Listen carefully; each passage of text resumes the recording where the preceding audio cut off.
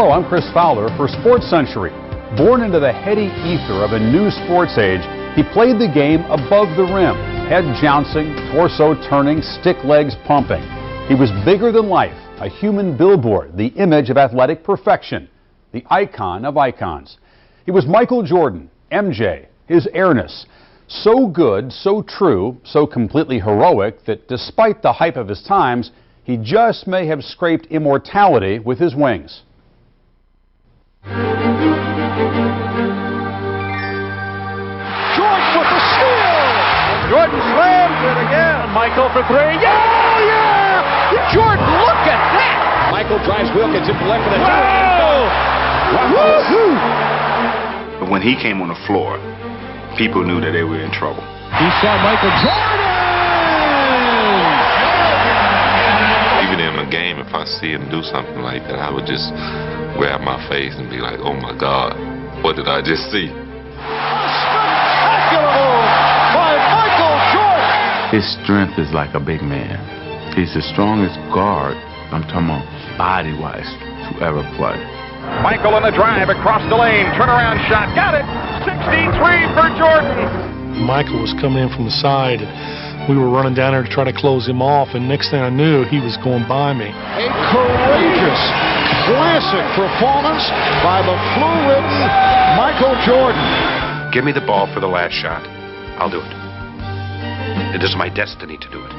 I was made by God to take the last shot. Here's Jordan. Yes!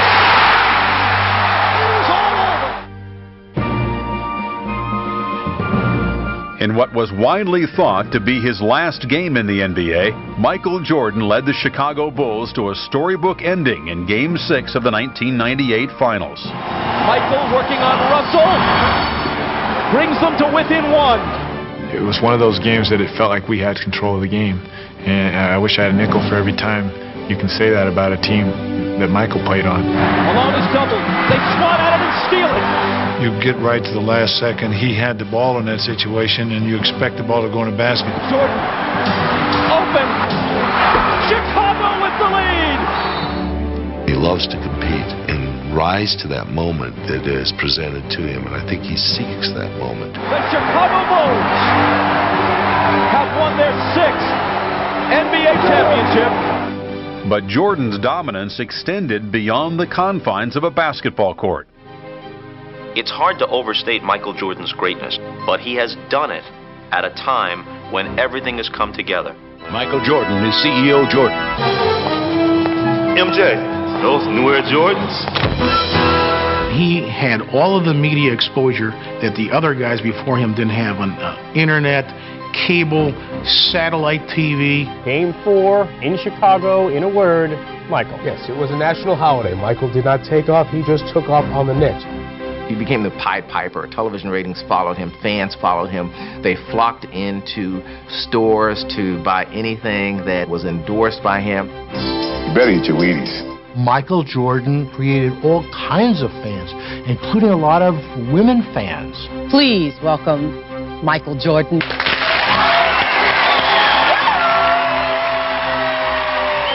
Jordan, to his credit, knew that every minute he was in front of a camera was an audition for another company. Here's a black man who's the most popular person in a white society. I mean, what bigger benefit for a company can there be to cross the racial divide with a guy who's popular everywhere? You think about all the things that Michael Jordan's influenced, starting with the baggy shorts, bald head, the shoes. Money's gotta be the shoes. Shoes. You sure it's not the shoes? I'm sure, Mark. We see the powerful impact that he's had on our society and on our culture. Fortune magazine says Jordan is responsible for soaring revenues, an estimated $10 billion during his career.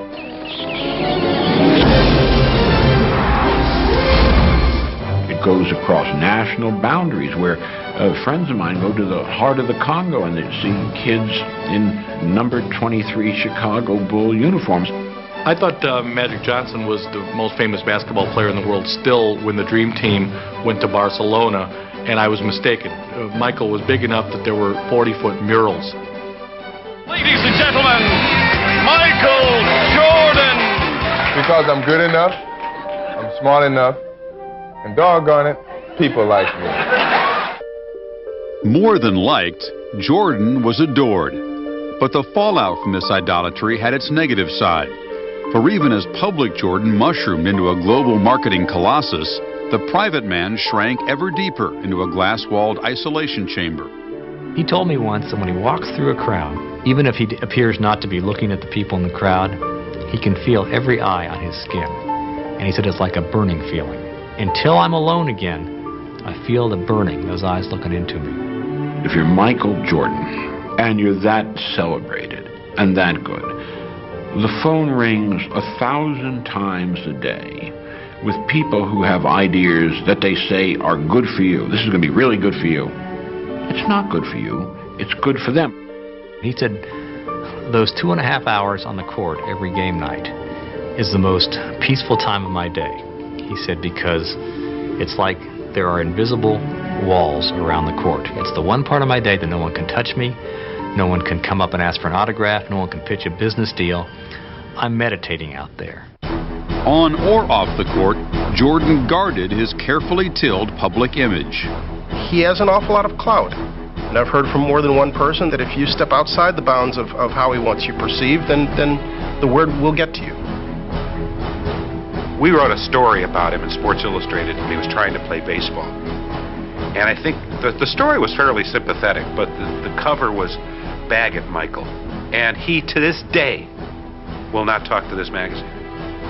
Whenever Michael appears in public to come down from his hotel room, he is always dressed immaculately because he knows that there are people in the lobby that maybe are going to get a 20-second glimpse of Michael Jordan once in their life. And he wants to portray a certain image in a certain class. I'm very image conscious, probably more than I should be, because I think it really prevents me from being the fun person that people behind closed doors know who I am. Jordan said, a lot of times I'll dream I'm a bad alcoholic, and in the dream I can't stop drinking and I'm embarrassing myself and I'm going to lose everything. He says, and I wake up from that dream in a sweat.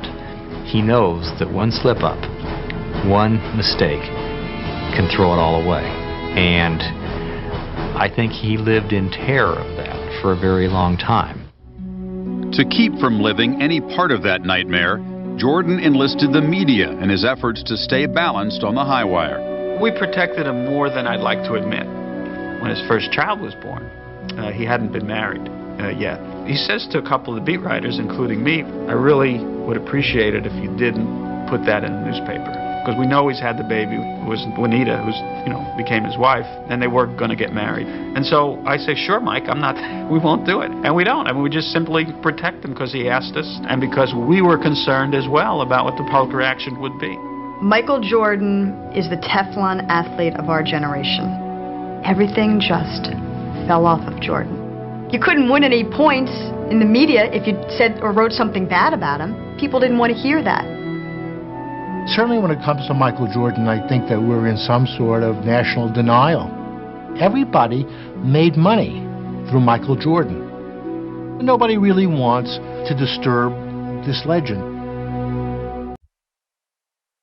Born in Brooklyn on February 17, 1963, Michael Jordan was the fourth of 5 children. When he was still an infant, his father James and mother Dolores moved the family back to their native North Carolina, where they eventually built a home in the seaside town of Wilmington. As a kid, he watched Roots and sort of had a vague idea of what the whites did to the blacks in our country. And I think that he said he got a little angry, but his parents wouldn't let him carry it very far. It's, be better than that, rise above it. He would watch his father working around the house, and his father would have his tongue sticking out while he was working. And whenever Michael would go to work, he'd have his tongue sticking out too. He kind of is the one that kept things going, constantly energetic, moving, involved, always involved in sports, always involved in activity. I'd say mischievous would be the best word to describe him. One day, Jordan's youthful confidence was shaken to its roots. He was only about 12 years old. He and a friend of his were swimming out by Wrightsville Beach, and they got caught in an undertow and got swept out to sea, and his friend died. That's probably where a lot of his fear of water came from. I don't think he went back to the beach that much after that. If Jordan's interest in swimming died with his friend, he always had a natural-born desire to outdo all comers, especially his older brother Larry. I grew up playing against my brother, and that's the best way that you can learn competition. And once you feel like you can beat your brother, you can beat anybody. He just was determined that he was going to win. And once he started to beat Larry, then, well... But Jordan's secure sense of his athletic self was severely challenged during his sophomore year at Laney High School. He failed to make the varsity basketball team. It was only probably 5'9", 5'10". He was the best sophomore that we had, but at the time we really did not need a guard. He says, I looked at the list and I went down it. I went past the J's and I wasn't there. And I went back up again and I wasn't there. He says, and I ran home and my mom was at work. There was no one at home. And I went to my room and I closed the door and I cried so hard. I would venture that was the first time that Mike had ever been told that he was not good enough to make a team. And it was tough, but being a competitor, he had something to prove. Jordan accepted the challenge and starred for the JV.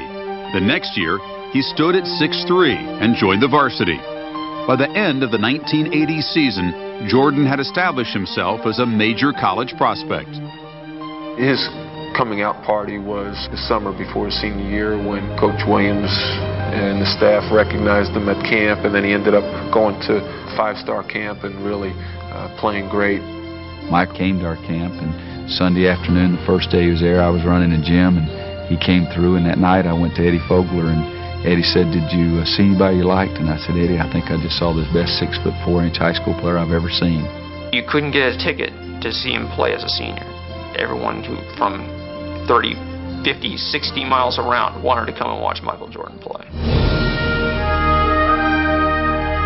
After averaging 27 points and leading Laney High to a 19-4 season as a senior, Jordan packed his bags and headed for the only college he ever seriously considered, North Carolina. He soon learned there were no easy streets in Chapel Hill. A couple of weeks before practice started his freshman year, I said, Michael, you're going to have to do one thing. You're going to have to work a lot harder than you did in high school. And he said, I worked as hard as everybody else.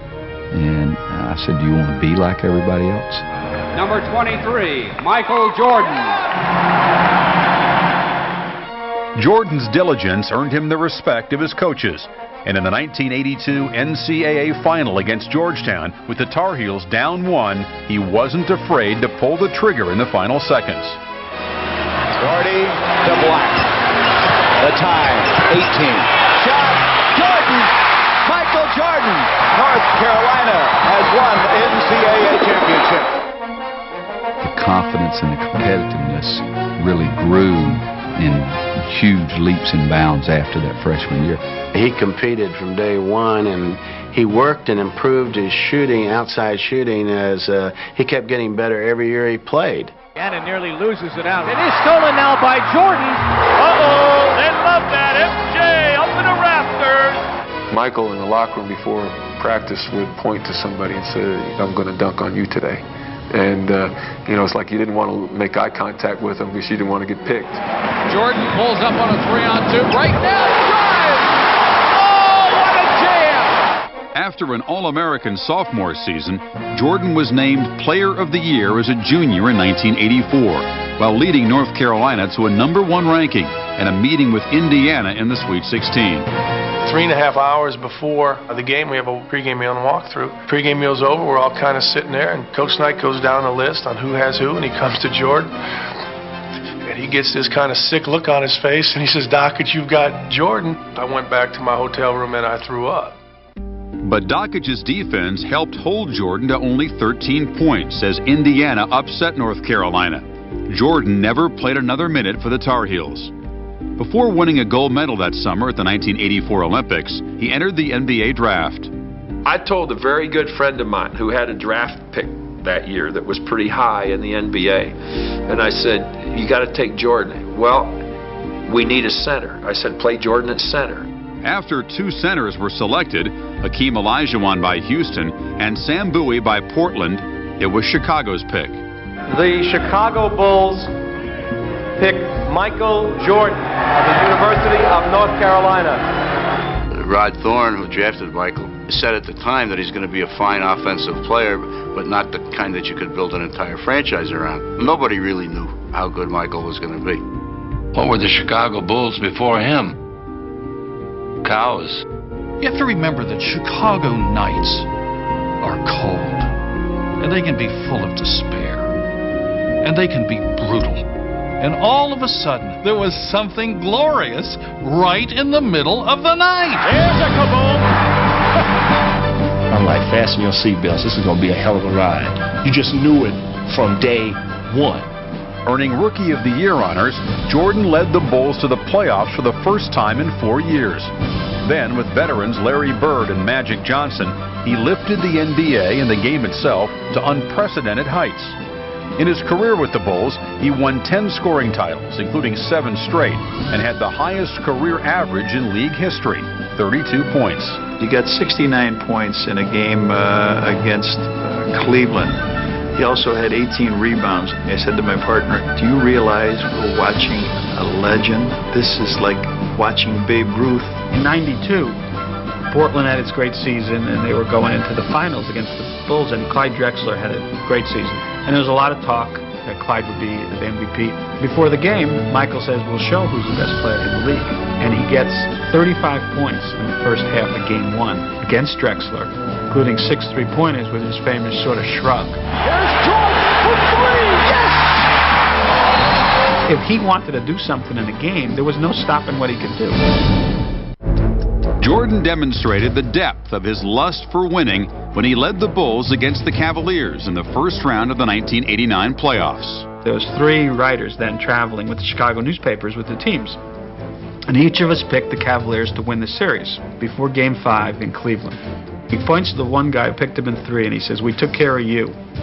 And then the other guy picked him in 4, he says, we took care of you. And then he looks at me and he points me in the eye and he says, and today we take care of you. Inbounds pass comes into Jordan. Here's Michael at the foul line. A shot on Elo. Good! The Bulls win! They win it! People have no idea how obsessed Michael Jordan is with winning at something. Not just beating you when he was in his prime, but humiliating you, with putting you away, with putting you down, so that you were no longer a threat to compete with him again. Oh, and Reggie Miller came over and smacked Michael. Okay, and MJ is upset about it, and I can't blame him. Yes, sir, he ran right into him, and we got a brouhaha here. It was my mother and Michael and myself playing just a simple game of Go Fish or something, and I caught him cheating my mother. And I said, are you that competitive? Were you going to cheat my own mother in cards? I said, you got to be kidding me. One day they fly into Portland, and the trainer notices that Michael is giving one of the baggage handlers a $50 bill. Michael says, watch this. So they get down to the baggage area, and the bet is whose baggage is going to come out first. And guess whose luggage comes out first? Number 23. He scoops up about $1,000, puts it in his pocket, looks at the trainer, winks, and says, pretty good return on a $50 bet. This is the winner. I'm gonna get rich. We just lost the Boston Celtics, but guess what? I'm winning! He is so competitive. I can remember beating him in a game of pool 3 games in a row, and he didn't speak to me for 24 hours. Michael Jordan was on a bus, and players were sort of comparing how famous they were. Michael Jordan kind of sat there. Finally, somebody said something like, I bet even Michael can't get a hold of Janet Jackson. He took out a cell phone, dialed up, said, is Janet there? Just towards MJ. You know, 2 seconds later, Janet Jackson was on the phone. I think it came from doubters early on in my life and my determination to prove them wrong, starting from a high school coach that cut me to my principal who said that I should go to an Air Force Academy to guarantee myself a job after I finished college. If Jordan's rage to prove himself inspired his teammates, it could also burn them. I've seen Michael come in a lot of times and, knock over all the Gatorade cups and go off and say, if y'all ain't gonna play, stay in the locker room. Phil Jackson was never the coach of that team. Michael Jordan was the coach. Jordan was the one who yelled at them. Jordan was the one they feared. Jordan was the standard they had to live up to. Michael is he's killing Bill Cartwright all the time. In the locker room, in front of everybody. Cartwright gets Michael aside, and he says, look, if you ever do anything like that again, you will never play basketball because I'm going to break both your legs. He said some things to me that I really didn't like, and I couldn't take it.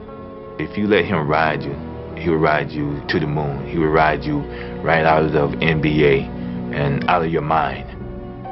Phil put Steve Kerr opposite of me, but he was giving Steve all the calls. And I'm getting like really ticked off. So I started to play very, very physical. Well, Steve started giving me hard fouls. Next thing you know, I hauled off and just whacked him right in the eye. And then Phil threw me out of practice, and I get home and I'm just like really hurt. They gave me Steve's phone number, and I got his answer machine. And I said, Steve, I am so sorry. You know, my anger got the best of me. After every fight I've ever seen him in, he's always apologized. He never wanted to hurt you. He had to do whatever he had to do to make you raise your stakes that much higher. My mother had passed away. My first time back at work, I see this big crowd of people. Michael Jordan and Magic Johnson are surrounded by this pack of media. They're going one way in the tunnel. I'm dashing the other way, all alone. All of a sudden, I hear somebody call my name. I turn around. There's Jordan. He said, Andrea, I just wanted you to know how sorry I am about your mother. I was shocked. That told me more about Michael Jordan as a person than any other dealing I'd had with him in the 7 years that I covered him in Chicago. What was your call on that last play? That was get the ball, Michael. Everybody get the out of the way. Go to the basket. With a weak supporting cast, the Bulls won just 3 playoff series in Jordan's first 5 seasons.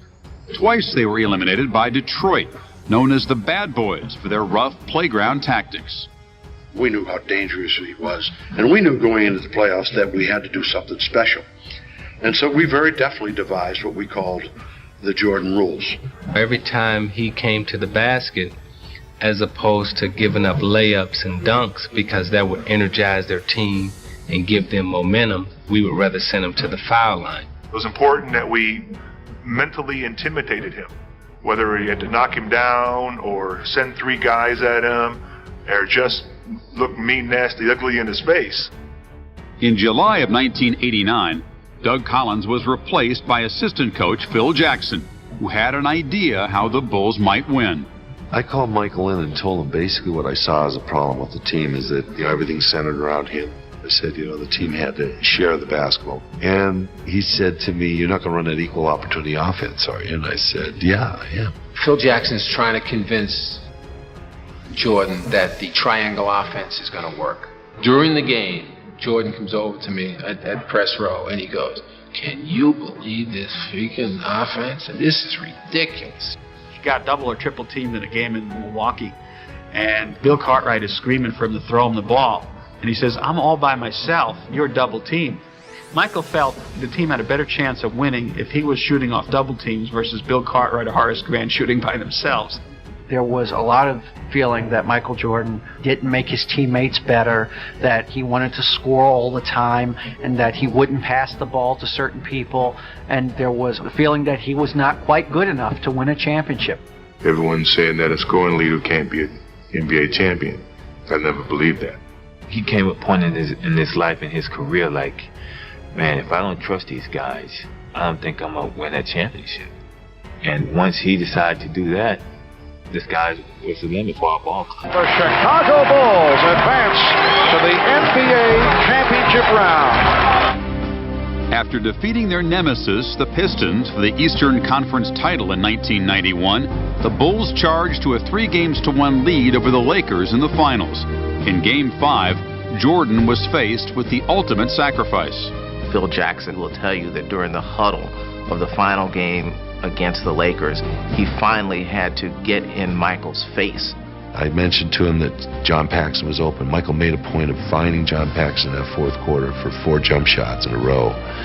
And that really kind of sealed the factor that here was a guy who was willing to give the ball up at a time when he knew that he had to do whatever it took to help his team win. The Chicago Bulls have won their first ever NBA championship. After Michael won the first title, he seemed to say, okay, I'm just going to kick everybody's ass.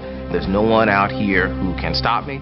There's no one here who can stop my team if I am the team player that I should be. A penultimate kind of moment for him as a leader. As the last of the first three-peat championships against Phoenix, we'd won 2 games out in Phoenix. We couldn't finish them off in Chicago. We had to go back to Phoenix.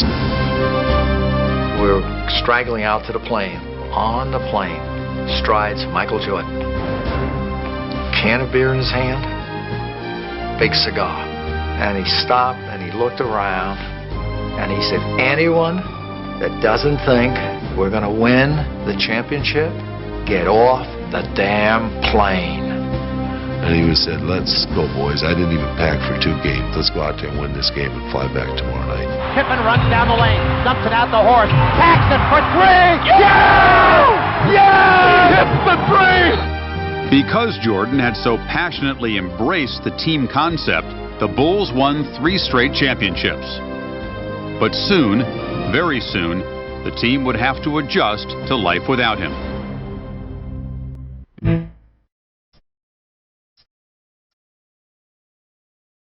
If you're in a room with Jordan, he's going to get up, he's going to pace, he's going to go look out the window. This is a guy who can't sit still. We're hanging together at the Olympics. We're playing cards every night. So it's 6 o'clock, the light is coming up. He goes and gets an hour's sleep, gets up, makes the 8 o'clock tea time. 18 holes of golf. Come back, scores 20 points in the first half of our game. We go back to the hotel. Guess what we do? Play cards all night again. The 3rd night comes around, and I'm sleepwalking now, because I got to get some rest. MJ, you're going to stay up all night with me. I said, Michael, I can't do what you do.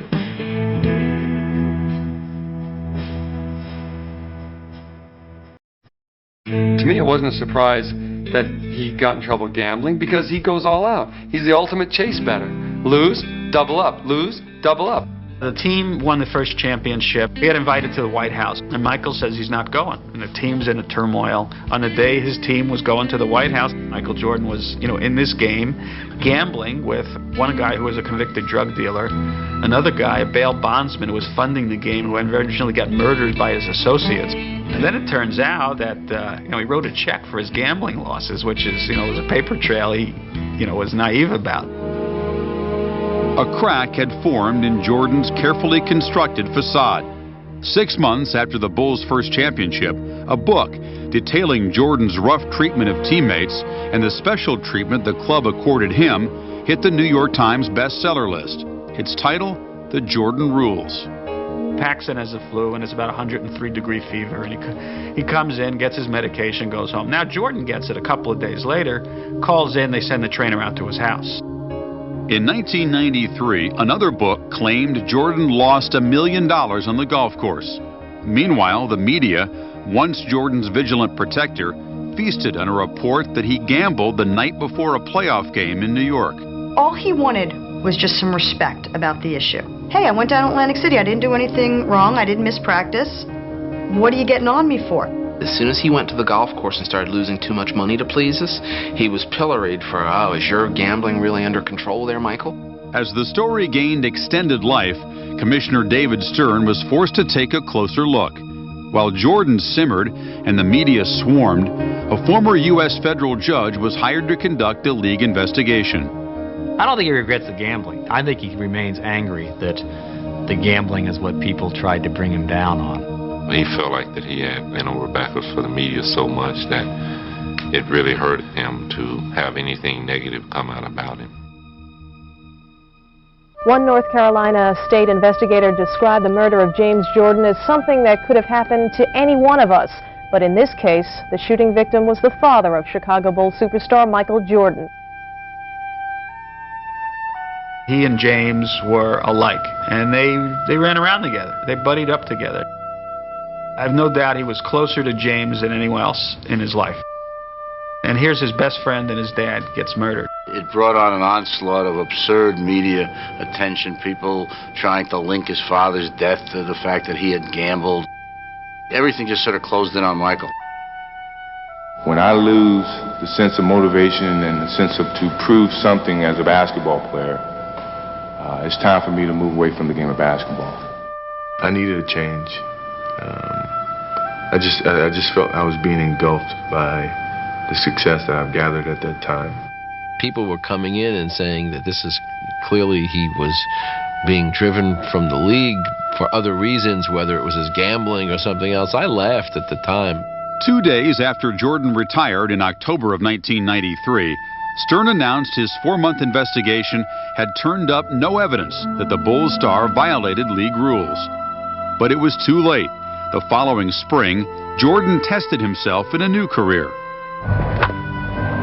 I watched him play baseball, and we met afterward, and we met in the bar, and they came to my room. We talked for hours into the night. And I was just telling me, like, what a waste. Why would you give up being the best player in the game? I think he took up a spot in a joyride in a hobby that somebody who had a legitimate chance of playing in the big leagues might have taken. He got paid to go to fantasy camp. He knew people were going to get on him. His dad wanted to play baseball. That's the reason. Not because Michael wanted to play it so much, because his dad wanted him to give it a shot. He said, I get up every morning, and I get in the car, and I look over, and my dad's there. And I think to myself, we're doing this, Pops. We're doing this together. We're going to get this done. And I think it was classic morning. His dad always did crossword puzzles. I looked up there one morning, and there he was, doing a crossword puzzle. And I never saw him do one when his father was alive. Those minor leaguers were the best thing that happened to me. It was their true love for the game. And I lost that. And I found it again, playing minor league baseball. Michael Jordan is returning. He released a press release today that said, quote, "I'm back." When he came back from baseball, all of a sudden you see him trying to get the best out of people. Now, instead of knocking somebody's confidence, he's trying to help them raise their confidence. 55.5 Michael Jordan. It kind of liberated him, but you really didn't know the effect of what it all meant until he won a championship on Father's Day. An emotional moment for Michael Jordan. The tears are flowing. That was the first time I realized that he wasn't there, and it was a very touching situation. It was very hard for me to deal with at that particular time. In his first full season back in 1996, Jordan had not only led the Bulls to another title, but a 72-10 record, the best in NBA history. He won a spot on the All-Defensive team for the 7th of 9 times. And by adding a twisting fadeaway jumper to an offense that once relied on power and flight, Jordan at 33 stood alone. It's almost like he allowed us to doubt him. And then he came back and said, okay, I've shown you all that stuff. I've been through that. I'm a human just like you. But I'm still the best. With Michael, if he's going to do something, it's not worth it for him to just do it. He has to win at it. In fact, he's taught our children that. My kids love to play basketball. They ask me to come up and watch them play one-on-one. I tell my youngest to come over and sit down, and I talk to him about being able to accept losing, but yet still competing. I said, watch, I'm going to go out here and I'm going to play your brother, and I'm going to show you exactly what it's all about. So I'm playing him pretty serious, and I know that at any point in time I can steal the ball and I can go ahead and win the game. But my oldest kid hit a basket, so it's 4-2. I'm saying, well, I got to get serious here because I'm really trying to prove a point to my kid. So the oldest fakes one way, head and shoulder fakes, and throws up the most luckiest shot you've ever seen, and it goes in. And I'm pissed. And I look back at my son. He looked at me and said, next. And I turned away and I smiled. I'm saying, you know what? That's my son. Because that's exactly what I would say. When we return to Sports Century, Mr. Jordan goes to Washington.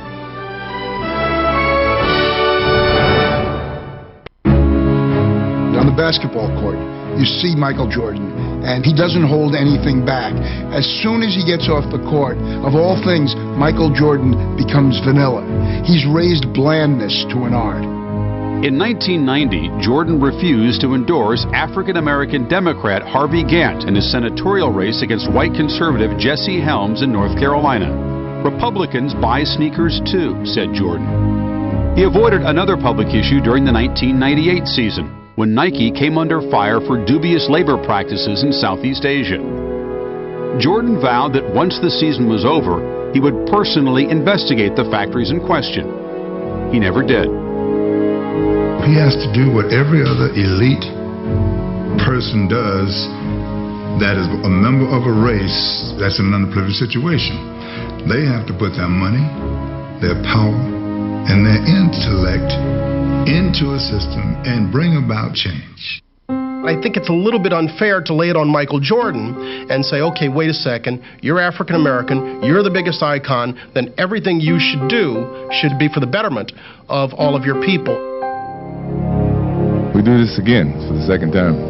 I am here to announce my retirement from the game of basketball. You know, my life will take a change. And a lot of people say, well, Michael Jordan didn't have any challenges away from the game of basketball.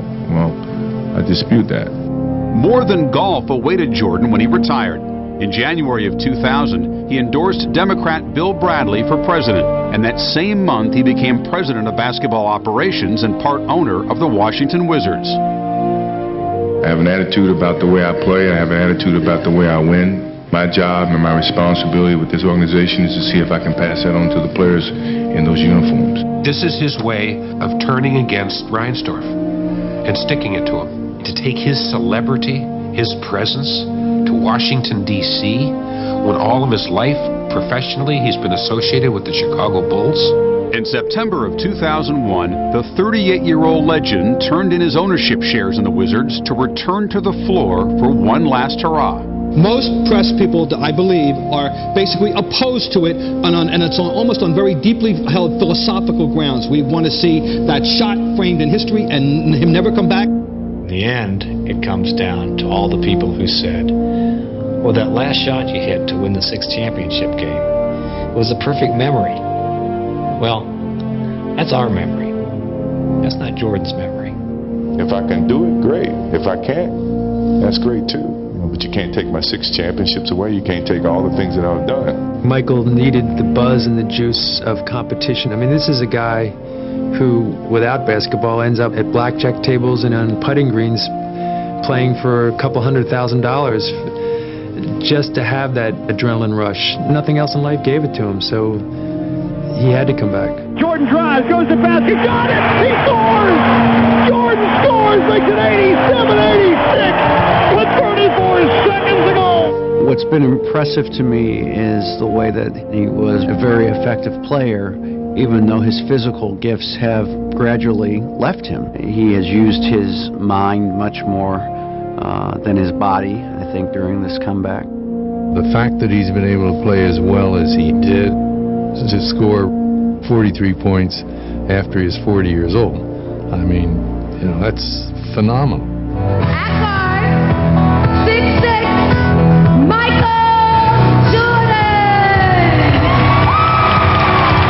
Thank you for your support. Now I can go home and feel at peace with the game of basketball. Thank you very much.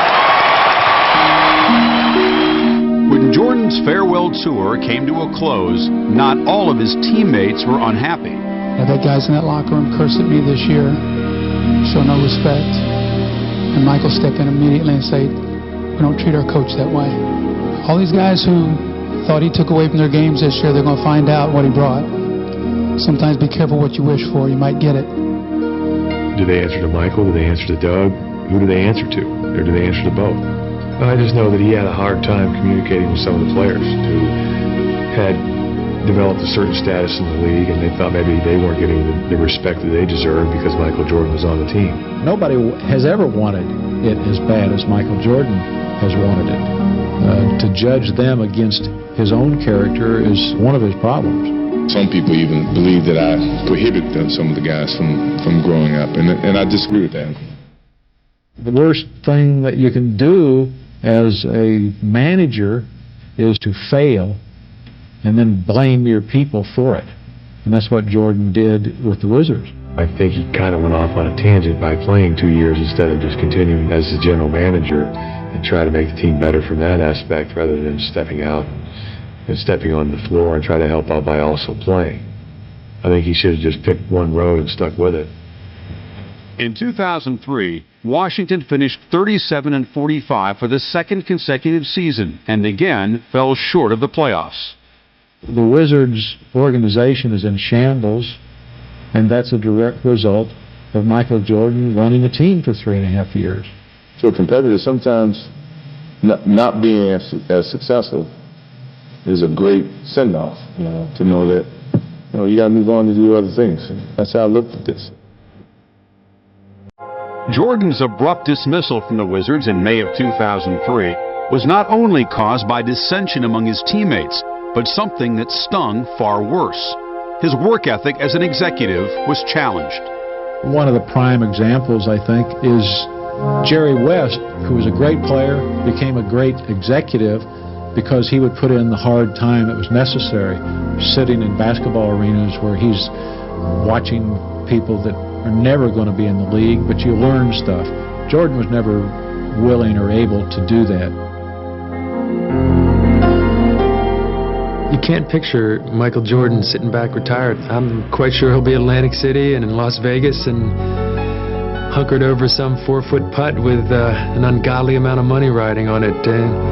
For his sake, I hope he finds a way to find some happiness or joy just living a normal life, but I don't quite see that happening. In his last season with the Wizards, Michael Jordan's drive to succeed may well have eclipsed his ability to lead. He reportedly refused his coach's request that he be a sixth man and threatened to make personnel decisions based on who got him the ball. If Jordan's crown had slipped because he stayed too long, his enduring image will be not of smallness, but of majesty. For Sports Century, I'm Chris Fowler.